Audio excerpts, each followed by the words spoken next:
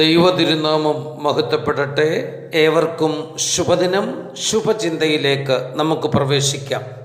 ചിതയും ചിന്തയും ഒന്നു തന്നെ എന്നൊരു ചൊല്ലുണ്ട്. ചിത മൃതശരീരത്തെ കത്തിച്ച് ചാമ്പലാക്കുന്നു. ചിന്തയോ ജീവനുള്ള ശരീരത്തെ അല്പാൽപ്പം ദഹിപ്പിച്ചുകൊണ്ടിരിക്കും. ചിതയ്ക്ക് ഭാവം ഒന്നു മാത്രം, അത് മാലിന്യ നിർമ്മാർജ്ജനമാണ്.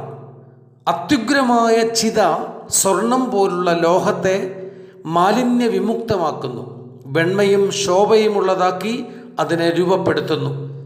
ചിതയുടെ അവസാനം കേവലം ഒരു പിടി ചാരമാണ്. എന്നാൽ ചിന്തയ്ക്ക് രണ്ട് ഭാവമുണ്ട്. അത് വിചിന്തയും ദുചിന്തയുമാണ്.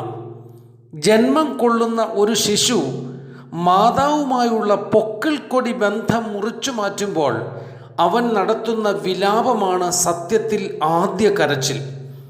സത്യത്തിൽ വേദനിച്ചിട്ടോ മനപ്രയാസമുണ്ടായിട്ടോ ഭയപ്പെട്ടിട്ടോ അല്ല നവജാത ശിശു ഉച്ചത്തിൽ കരയുന്നത്.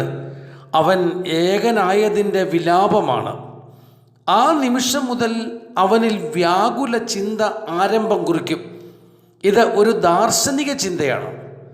അമ്മയുടെ ഉദരത്തിലെ വെള്ളി വെളിച്ചം അത് ഉഗ്രശോഭയുള്ള പുറം ലോക വെളിച്ചത്തേക്കാൾ ചെറുതാണെന്ന് അവൻ മനസ്സിലാക്കും.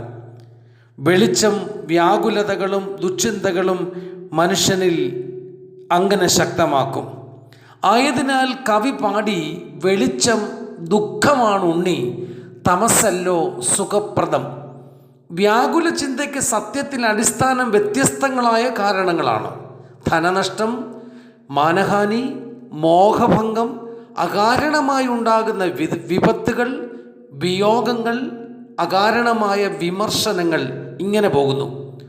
വ്യാകുല ചിന്ത ഏറി വരുന്ന പലർക്കും ഇന്ന് ഡിപ്രഷൻ എന്ന മാരകമായ അവസ്ഥ പോലും ഉണ്ടാകാറുണ്ട്. സത്യത്തിൽ അതിനുള്ള യഥാർത്ഥ നിവാരണം ആഴമായ ദൈവവിശ്വാസമാണ്. മനുഷ്യൻ അവനിൽ സങ്കേതം പ്രാപിക്കുമ്പോഴാണ് നിരാശയും ദുഃഖവും അവനിൽ ശക്തീകരിക്കുന്നത്.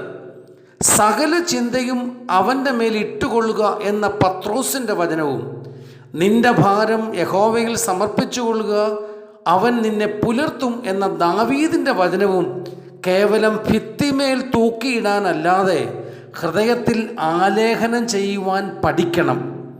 വ്യാകുലത സമാധാനം നഷ്ടമാക്കും, നിരാശയെ വളർത്തും, ദുഃഖസാഗരത്തിൽ ഓരോ മനുഷ്യനെയും മുക്കിക്കളയും.